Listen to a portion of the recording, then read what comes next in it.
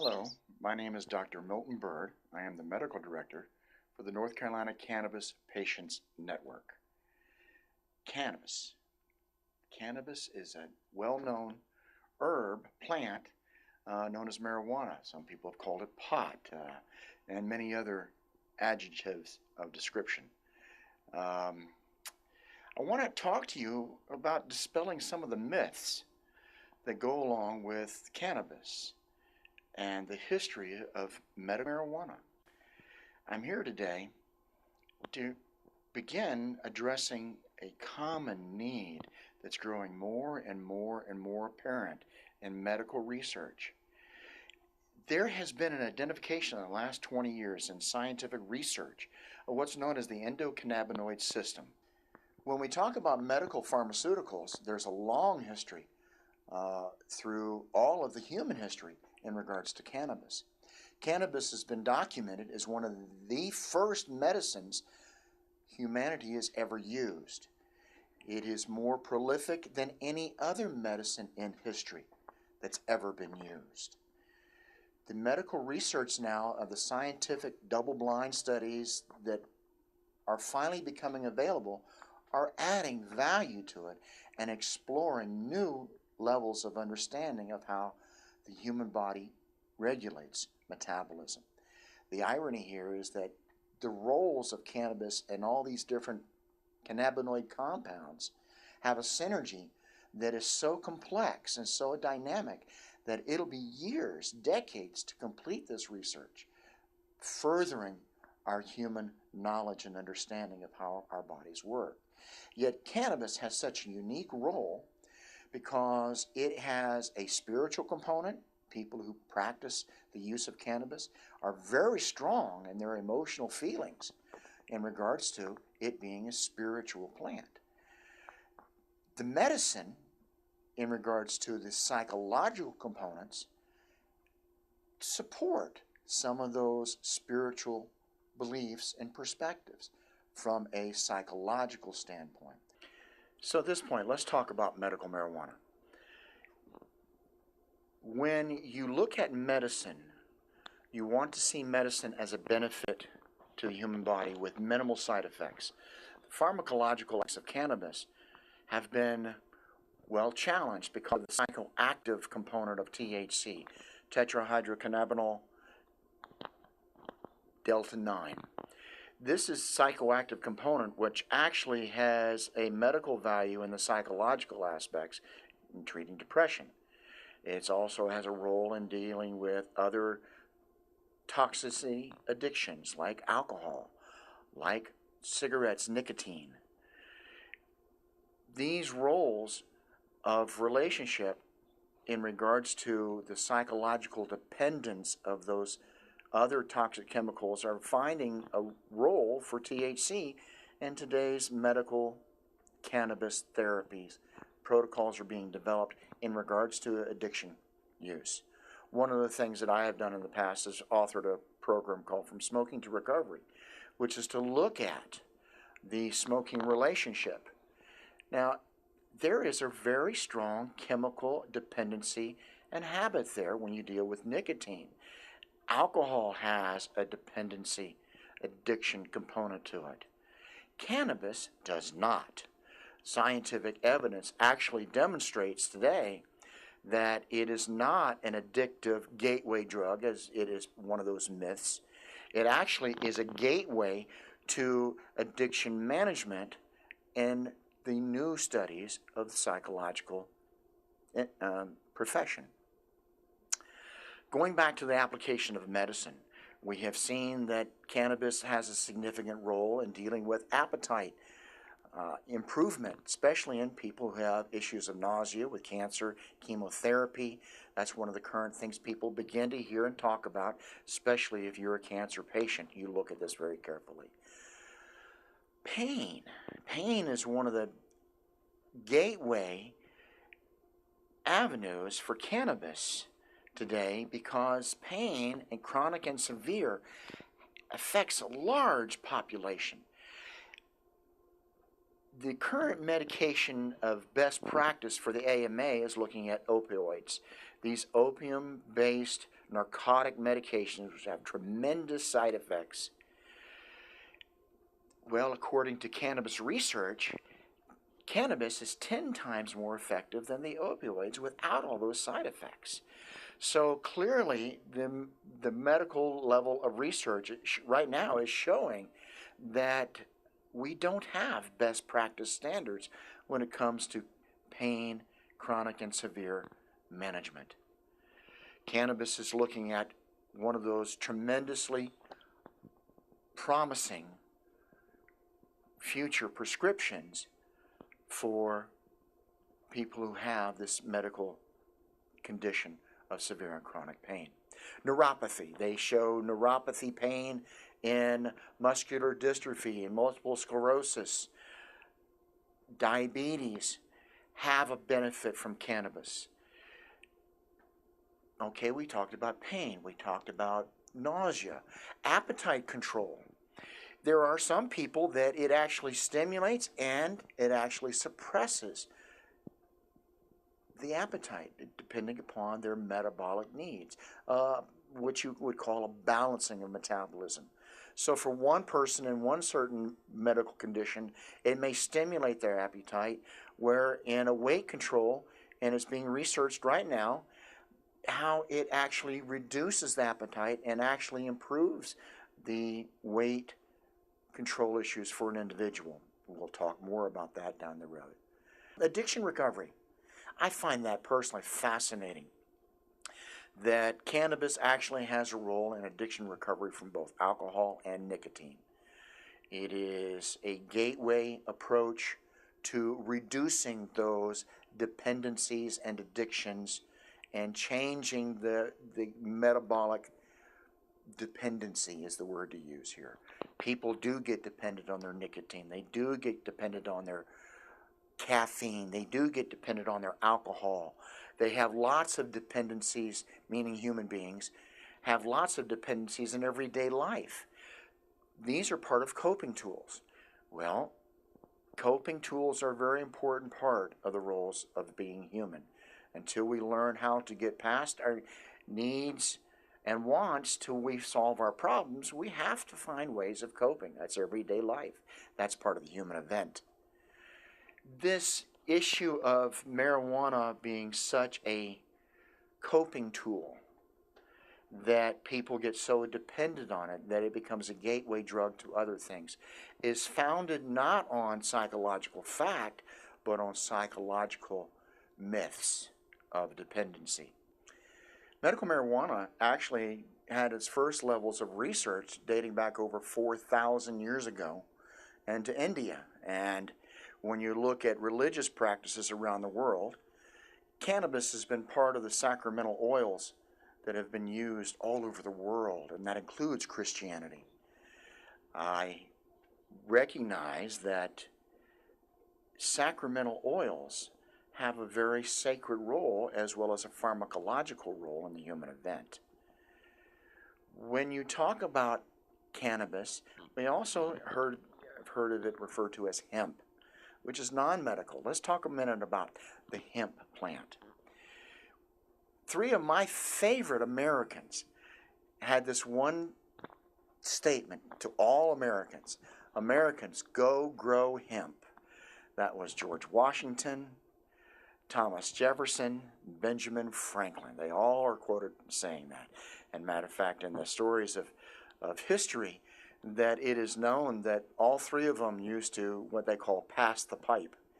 And theories that the the Declaration of Independence was created through the process of passing the pipe and talking the subject of human rights, equality, and those freedoms. Hemp plant has been part of the American heritage as well as the global heritage of humanity. From the oldest research known on medicines, it's there, to the clothing. Hemp clothing is considered a very high quality clothing. Matter of fact, hemp paper produces a non-toxic product. In other words, the paper we make today has all these toxic chemical byproducts in its manufacture, yet the hemp plant does not produce toxins from hemp paper. It's used in clothing. Matter of fact, Henry Ford, building his first cars, his body's framework had hemp fiber and the hemp car production. Those are interesting bits of trivia and history. Yet the hemp plant has always been there in our economy.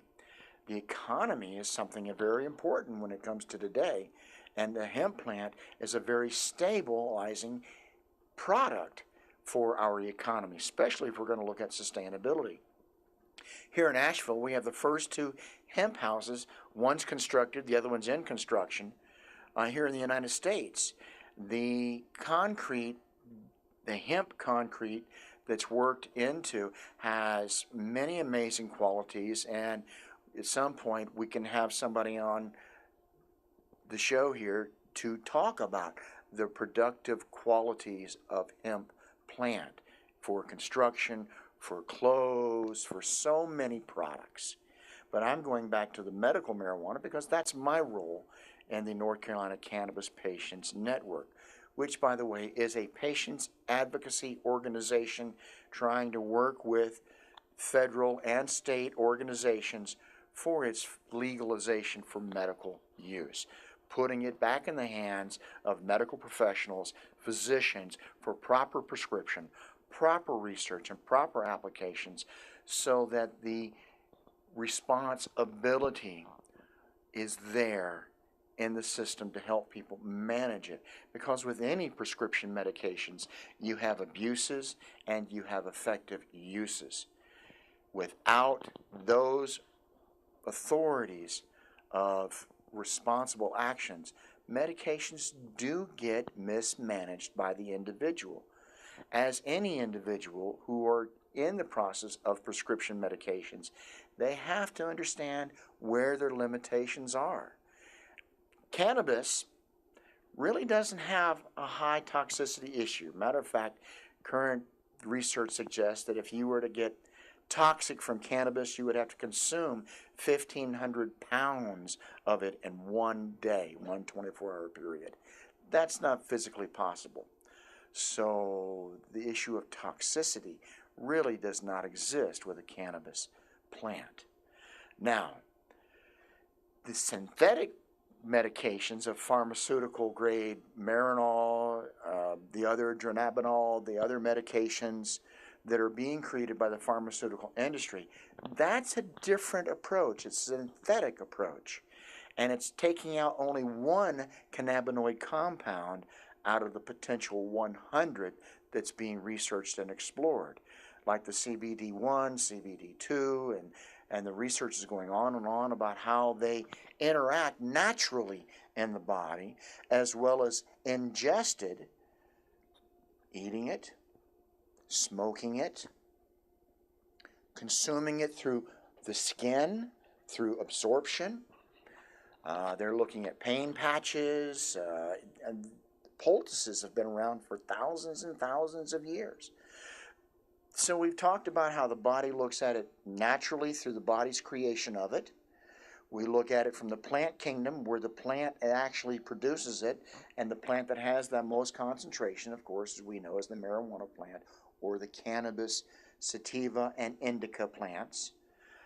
There is a cannabis, which is non-medical, which is the hemp production plant, which is used for all those natural products. And then we look at the synthetic, which is the pharmaceutical construction of medications, which are already in process. Physicians can prescribe Marinol, dronabinol. There's another pharmaceutical, but it's not coming off the top of my head right now. The point is that we've got to do more research to understand how this endocannabinoid system benefits from the induction of cannabis into the human body, as well as how the body makes it to naturally balance our metabolism. There is tremendous research going on, but it's just getting the doorway open. and people do need this medicine. Now let's talk a minute about the criminalization, because we want to stop the criminality and create the functionality of medicine, which is what medicine's all about, to help the Hippocratic Oath, to help and benefit and do no harm. When you look at prescription medications, there is a lot of harm done with medications. Cannabis, in comparison to the medical use and prescription, has a minimal harm side effect. Yes, there are memory issues that go along with excessive THC consumption with a psychoactive component. Yet at the same time, proper understanding of those psychoactive components have a neuroprotective quality to the brain. The research is showing that it has a role in helping prevent Alzheimer's disease, helping with post-traumatic stress disorder, brain injury from trauma. Matter of fact, some of the newest research shows cannabis in the first 24 hours of brain injury can minimize significant long-term traumatic injury effects. Wow, that's a big one right there. Anyone who's ever had a concussion or severe head injury can embrace that thought. And I myself am one. Let me cover that point personally. I am a patient as well as a physician that I recognize my best medicine practice includes cannabis therapy. I've had severe head trauma. I've had severe spinal cord injury. This face is reconstructed. I've been a paraplegic and come back from that. And to understand the medicines that are best practice for me, well, that's a very narrow window what I look at. And in my long medical history personally, I have been down the road of pain medication management that I don't want. The opioids that are quite often used for pain management today as best practice have tremendous side effects. It took me in the 80s, when I was dealing with the pain medications of opioids, I went up to 318 pounds with all kinds of psychological, physiological side effects that I did not want. Got myself off of them. When I got up to 318 pounds, it was killing me. The medicines were killing me. I don't want medicines to do that to me. I want medicines that are going to help maintain and promote my quality of life. Cannabis therapy has a long anecdotal history of evidence, mountains of evidence, that it helps. Now the scientific research is beginning to demonstrate that in the last 20 years. I want best practice for my medicine regimen for myself. I want best practice for the patients I work with. And as a patient advocate, I want to see that these myths, these propaganda barriers that have been created over the decades, be removed, be replaced with the wisdom of knowledge, the application of common sense, the purpose of medical truths being utilized for best patient practice. Please, let's take the time to look at this. Let's all start talking to our legislators. Let's all start talking to our leadership about how we can help our healthcare reform. And cannabis therapy can be a very powerful economic tool in healthcare reform. Replacing very expensive medications, although let's be honest about it, the pharmaceutical companies want their profit margin protected. Okay, corporate interests are there. Yes, we have to recognize those truths. Yet replacing those medications that are expensive and yet have destructive side effects with more effective medications with less side effects and less cost. Let's put it this way, medical cannabis, if it was legalized across the country, could be greatly reducing the pharmaceutical costs to the everyday citizen. Now that creates a significant impact to the pharmaceutical industry and their revenues. It's a high profit industry, and that will have to be retooled to benefit the American public, the human event, of us all at large. Yet looking at those economic dynamics are going to be very challenging indeed. In medical history in the United States, the prohibition that was created in the 1930s, it made marijuana illegal. The American Medical Association was against that. Matter of fact, cannabis was the #1 medication of prescription in those days. Matter of fact, it is the #1 medication in the world. That's quite a statistic right there. When Prohibition came about, which is part of the Industrial Revolution in the 1930s, cannabis was all over hemp was all over the United States. Yet there was a practice of what I call the quackery of these, street side doctors that made up their own quackery of chemicals, which often did include cannabis as part of their formulary for their magical elixirs. There was a justification in that being properly managed from a pharmaceutical standpoint, and there was part of the justification. However, it became illegal, and there was an eradication process to destroy hemp across the country at all levels, because there was no separation between cannabis sativa, cannabis indica, and non-medical cannabis. There's an old expression I remember as a kid hearing, "Go smoke a rope." Rope-a-dopa, those terms came from back in the cowboy days when you could smoke your rope and get high as part of the psychoactive component that was there. Well, they wanted to control it. Meaning the industrial precursors to the corporate empires we see today in the pharmaceutical industries. This control took this plant, which was a medication herb plant, out of the people's hands and put it strictly in the control of the National Institute of Health, which came out of that prohibition and through governmental regulations, which created a whole series of events which led up to, here I'm going to pick up something. This is a copy of the U.S. government patents on cannabis.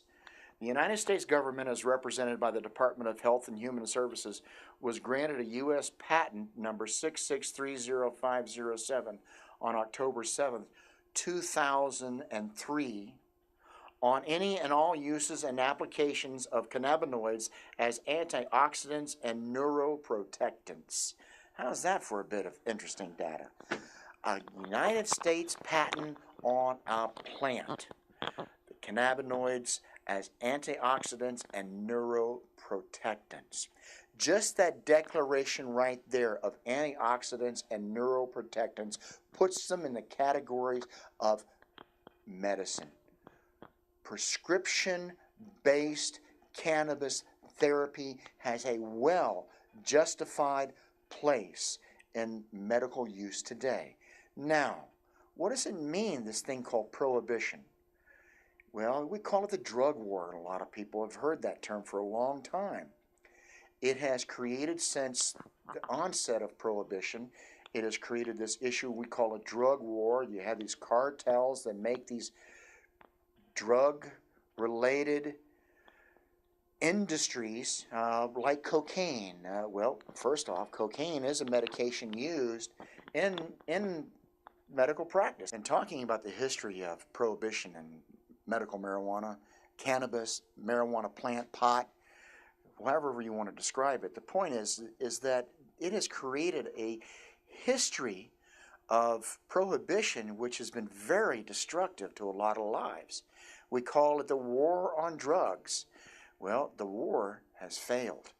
It's costing millions of dollars every day for this law enforcement, and yet 99% of all criminals that are in prison in regards to marijuana is in regards to possession. There is a very genuine purpose underlying all of that possession, and that has to do with people's use. Now, I know recreation use has been there because people do enjoy the psychoactive component, but there's a very real component to its medical application in psychology. Going back to this history, in the 1930s, when this Industrial Revolution wanted to take control of this plant, which I'll even jump forward to today in regards to the United States government has a patent on cannabis. And I'm going to read this to you.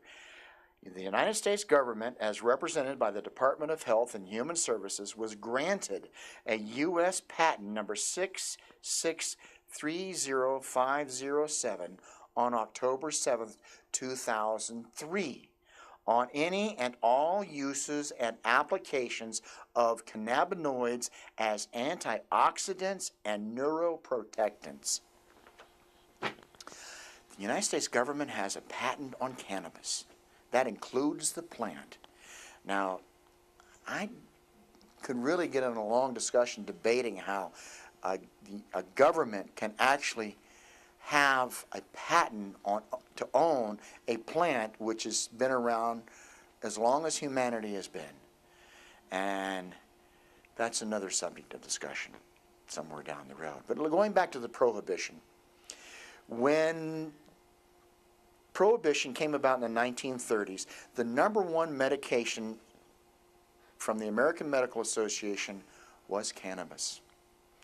It is also the number one medicine in the history of the human event. No other medication has been recommended and utilized more than cannabis as a medicine. And even this very, I'm picking up this patent, which I have a full copy of here, and anybody can research it on the internet. It actually declares it as an antioxidant and neuroprotectant. Now, this straightforward declaration right there as the United States patent puts it in the realm of medical use. Antioxidant, food nutrition. Well, you have the entire industry of herbalism dealing with plant use in herbs, which is one of the oldest forms of medicine use known. There's herbalists all over the world, and when you talk to them, they can tell you about the application of herbs as an antioxidant, a nutritional resource. There's medication edibles that are utilizing cannabis, and the very fact that it has antioxidant properties to it makes it a nutritional food product. When you look at it as a neuroprotectant, you look at it in Alzheimer's, you look at it in post-traumatic stress disorder from head trauma and head injury. I've been down that road, personally. When it's declared as that by the U.S. government, and yet it's not being allowed to be utilized by the American Medical Association as a medical benefit, something's amiss. And it's about control, and it's about economy, because this is very, very big, millions, billions, and trillions of dollars. Marijuana has so much in its favor. It's time to stop the propaganda. It's time to stop the drug war, because this medication put back in the people's hands through proper medical supervision will change the entire characteristics of the drug war. Cocaine is a medicine used by the medical industry. Yes, it is abusively used in the population, but so is other things. You can look at oxycodone, you look at these methamphetamines, you look at the point of social abuse. It's there as part of the human event. We have not stopped that abuse issue. We have actually made it a criminal process because of this prohibition approach. We've long recognized in the medical community that this prohibition approach does not solve the problem. Matter of fact, it creates very dysfunctional coping models in law enforcement. It's destroying people's lives. It's turning this personal use into a criminal process, which in fact it needs to be understood in the human event as a medicine, as a tool for balancing and coping with life's issues, and an appropriate response of medical application and the ability for the medical community to respond. This responsibility is theirs, the medical community, not the pharmaceutical community or the government's. Let me rephrase that. The federal government does not supersede that human right, patient right of appropriate medical practice. As a matter of fact, it's supposed to honor those human rights, those patient rights. And yet we see this polarity of prohibition and this prejudgment of mindset that the prohibition of this drug war has caused. We now have the criminality of these drug cartels producing a product that's millions and millions of dollars that are being consumed by the human population all over the world. It's not just America. This is a worldwide event of medical use and abuse and misuse. Please, let's start recognizing that it needs to have an appropriate use, not an abuse. And as long as we're doing this prohibition approach, we are going to be driving the criminality, because people need this medicine as part of coping issues, problem solving, medication management. And when you're fighting a condition of a dis-ease, meaning that dis-ease, medications to help give ease.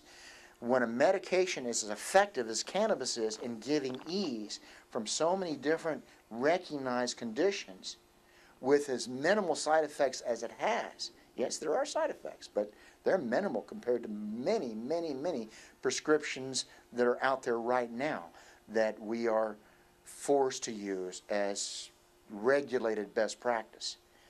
When we stop this control of cannabis, we can reframe how this criminality into functionality in regards to medical application. At this point, I want to stop talking about the medical aspects of marijuana, because cannabis, the hemp plant, is so much more than that.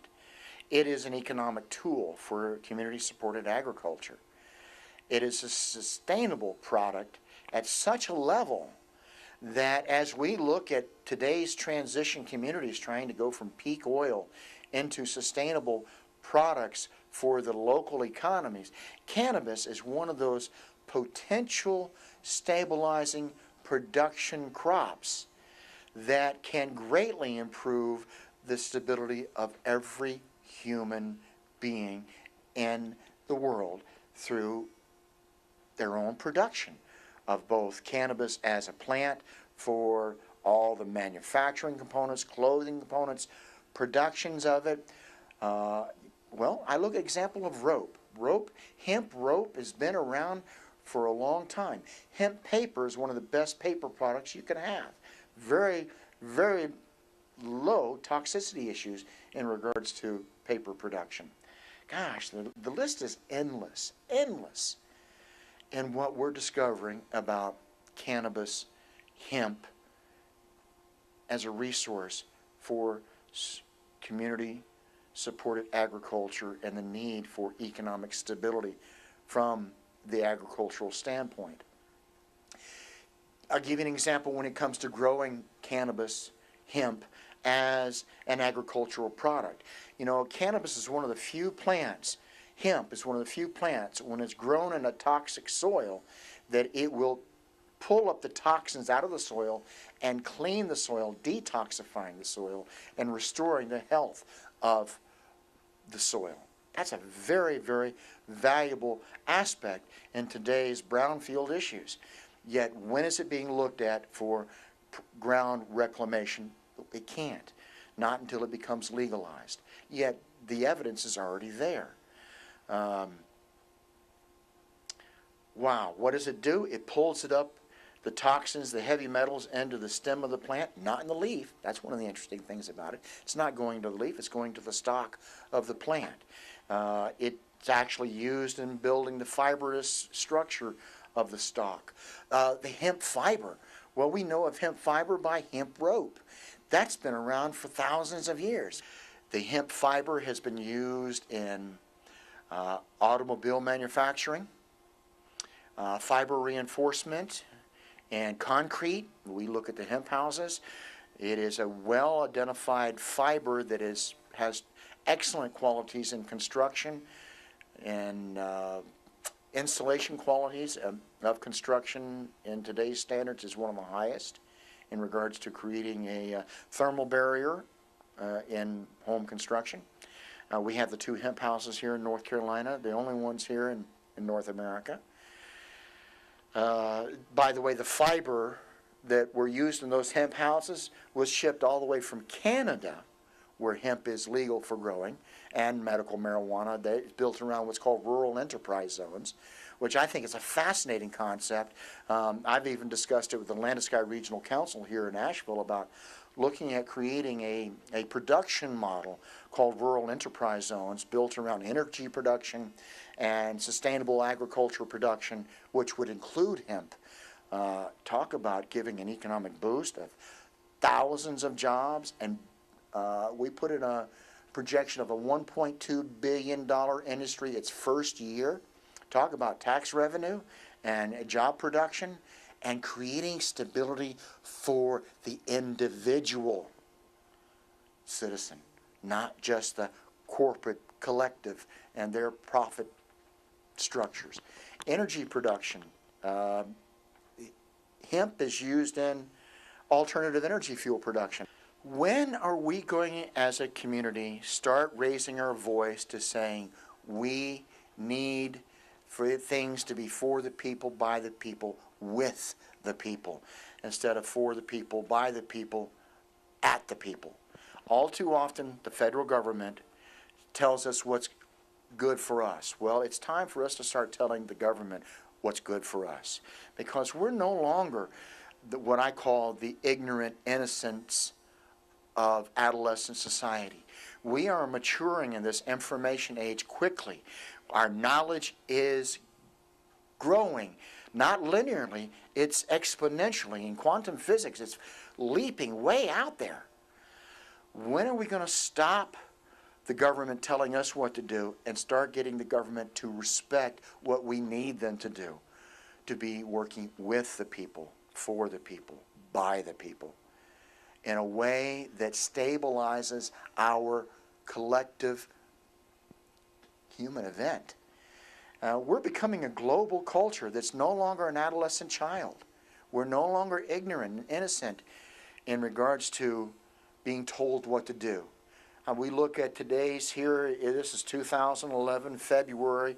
We're hearing what's going on in Egypt with a massive collective voice by the people there. We've seen that same thing happen repeatedly around the world because the people of the human event are getting tired of being the victims of a controlling, elitist, propaganda-driving, ex-industrial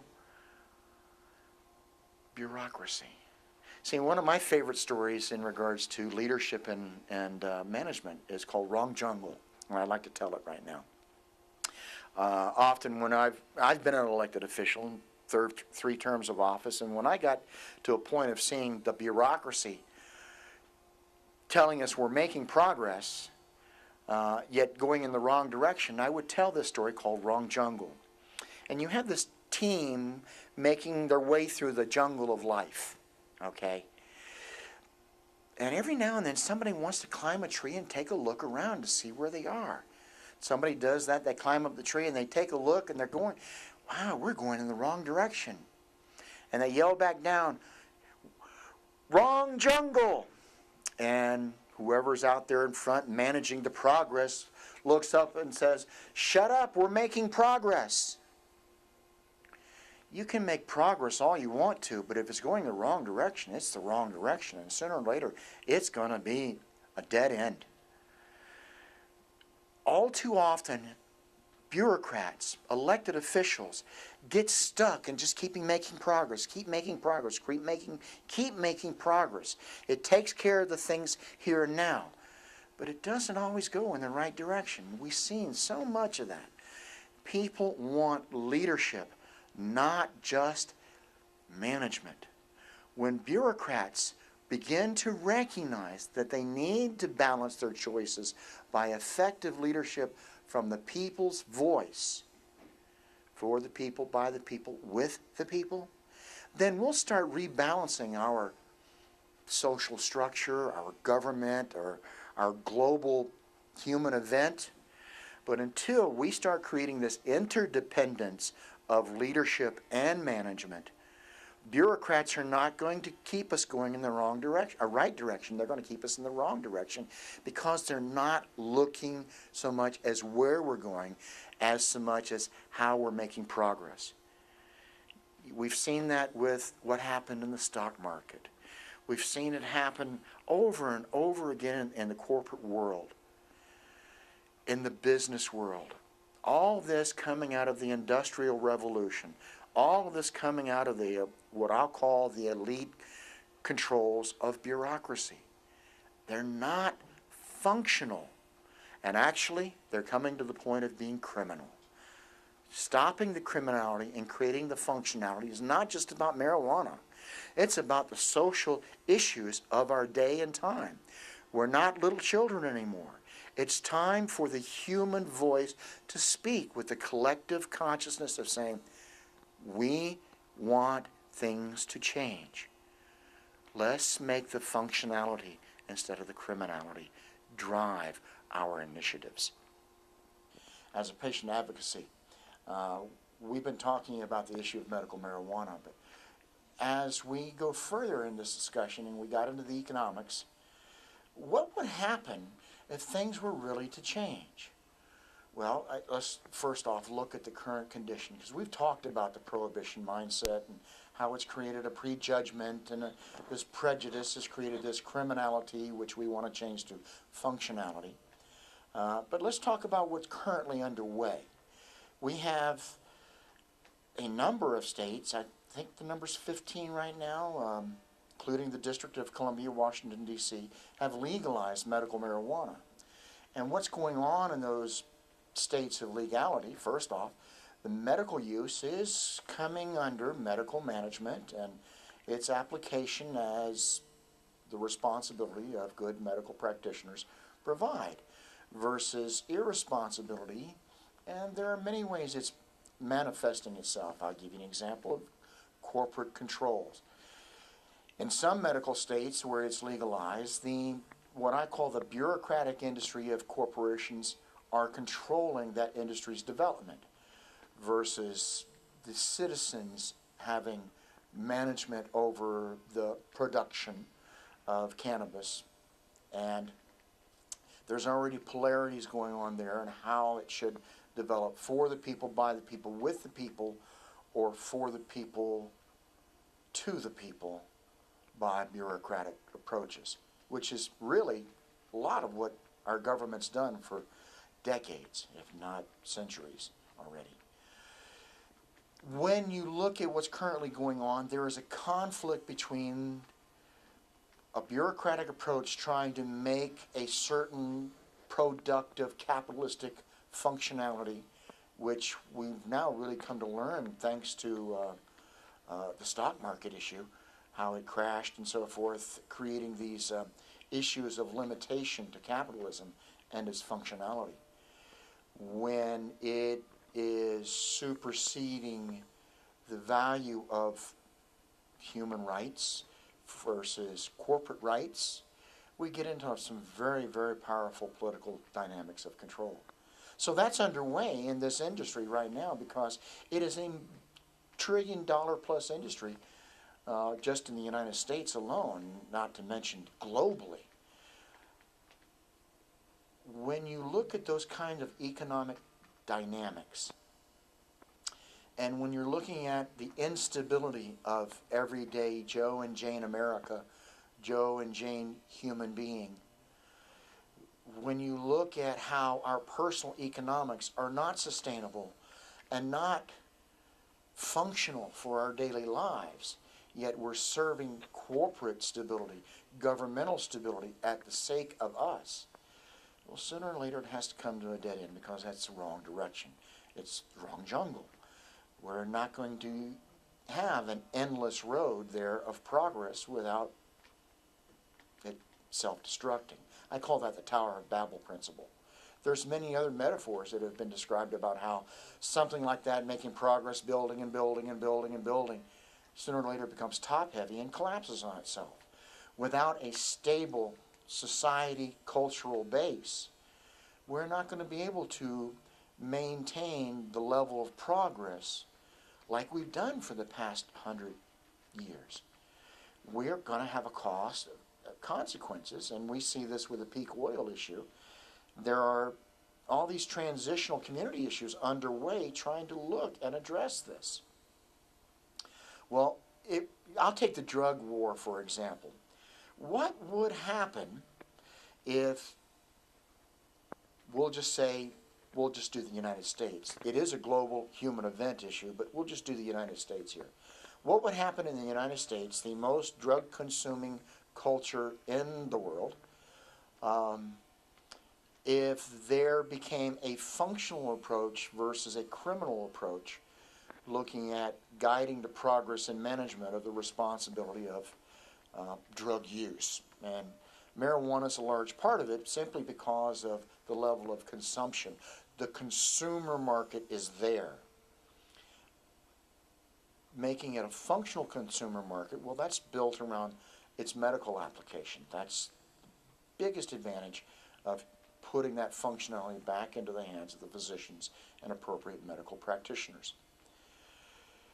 When you create the functionality there, and the economics of it comes back into a healthcare system, that's economy into the healthcare system, you're actually changing the focus of that consumer market from this illegal black market into what I'll call a functional market of medical use. Well, these drug cartels that supply America with this black market drug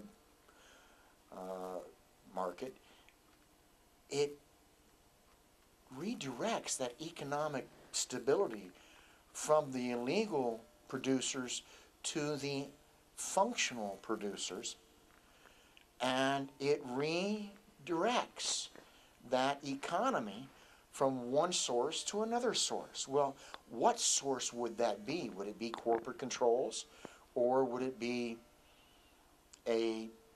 what I call a social bureaucracy of society, individuals, cultural collective, society at large, having a financial stability through sustainable product development like cannabis and hemp? It would change the focus from criminality and start creating a direction of functionality. I'll give you a good example in psychology. If you dwell on the negative, if you live your life in fear, guess what your results are going to be? Fear-driven results. It's fact. If you reinforce negative with negative, what do you get? Negative.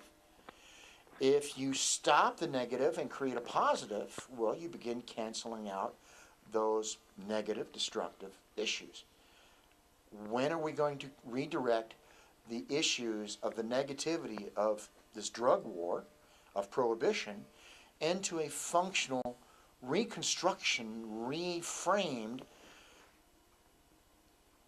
society's cultural, collective psyche of doom and gloom to construction and redevelopment in a sustainable, balanced, functional, interdependent lifestyle model? Well, we're trying to figure that out. It's going across the world from individual to society to society to collective to collective to cultures.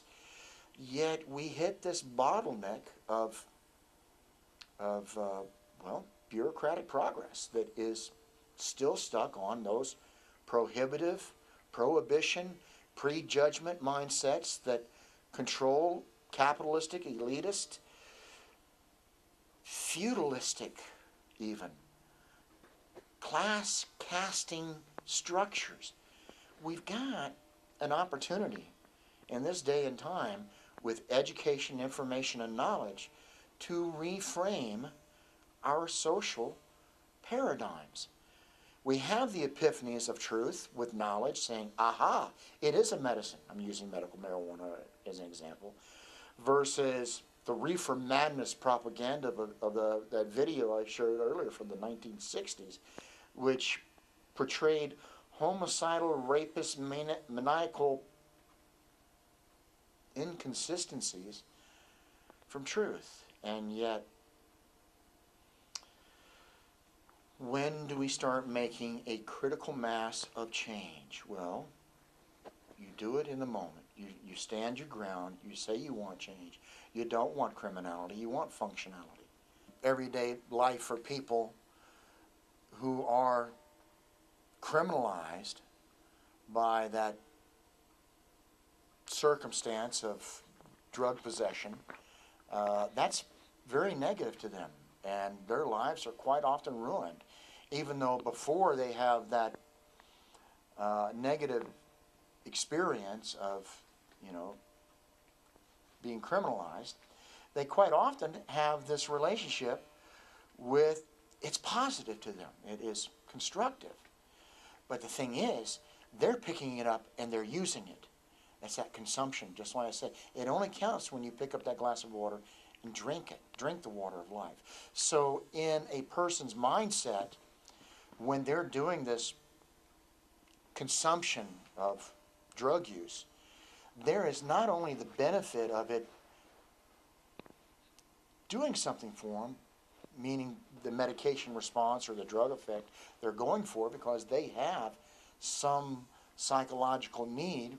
It could be coping or some other personal reason, like medical use, making it very appropriate. But the action of actually doing that experience is like the same thing about that glass of water.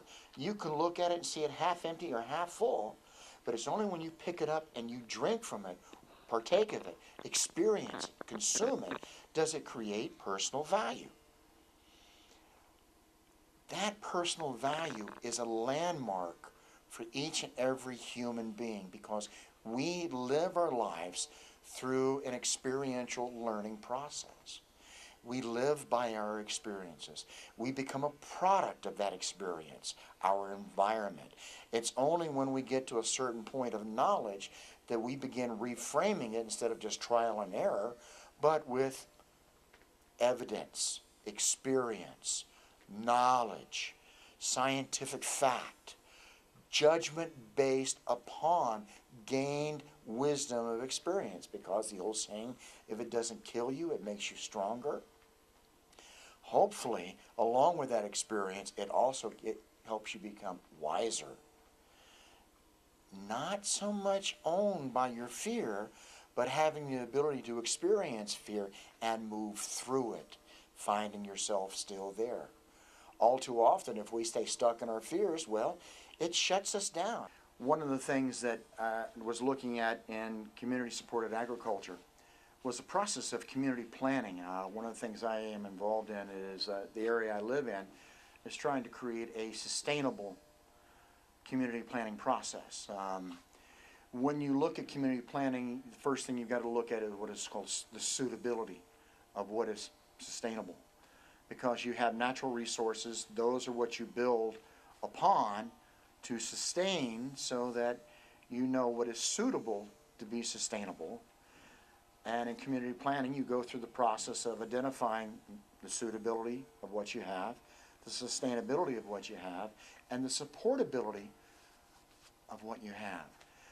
for a community to support what they have to know what is suitable and what is sustainable. That's a living, learning process of community planning. And one of the things that is going on right now in the Land to Sky region, meaning the Asheville region and the 4 county areas that represent the Land to Sky regional, the central organization of government. I used to be on that board. Is how we look at a metropolitan area that's surrounded by a rural area, and how do we make it interactive, interdependent, sustainable, recognizing what is suitable, what is supportable by our community at large. This reframing of what I call the bureaucracy of our society and our local economy needs a tool, actually quite a few tools, but honestly believe that medical marijuana and hemp, meaning an indoor crop and an outdoor crop of cannabis and hemp, can be a very, very successful financial, economic, and suitable, sustainable, and supportable tool for financial reconstruction of our economy, stabilizing it. We recognize it is suitable for where we live, what we've got. Our agriculture needs, our community-supported agriculture needs something that can network at a collective volume, that where our tailgate markets begin providing more resources for locally grown food. One of the things that's recognized, when you grow food locally, it is more nutritious, it is grown to your environment where you live, and there's a very big initiative going on trying to understand the synergy, the ability to live with our plants and our life, where we live, our food intake, how it creates the quality of life we build our health and wealth upon. Cannabis and hemp are one of those economic tools that can be developed, and projections that our organization, NCCPN, has presented to the Land to Sky Regional Council a $1.2 billion financial projection the first year for revenues. Now, we currently have a $3.5 billion deficit in our state budget. Well, a $1.2 billion new industry would almost eliminate 1/3 of that debt in its startup. Within 3 to 5 years, it would represent an economic tool that, if responsibly managed for the people, by the people, and with the people, it would create an economic tool that would, A, benefit community-supported agriculture. Community-supported cannabis agriculture would be part of that. It would support local products such as hemp production for construction, to going back into the manufacturing industry for clothing. We used to have clothing, textiles here, but they left with NAFTA and other trade agreements. We've lost our productivity for stability. We need something that has that kind of collective mass, that critical mass of volume that would represent, again, an economic productive stability. Production of a product that is from the people, creating financial stability for the people, by the people, with the people, gives that economic foundation that bureaucracy needs to, instead of being a Tower of Babel where eventually it topples, that it becomes a broad-based support of the people, for the people, and by the people. Because without the people, what is the whole point of government? If the people collapse, your corporations collapse, your bureaucracies collapse, your governments collapse, we all collapse. That's a dead end, literally. Think about it. Thank you very much.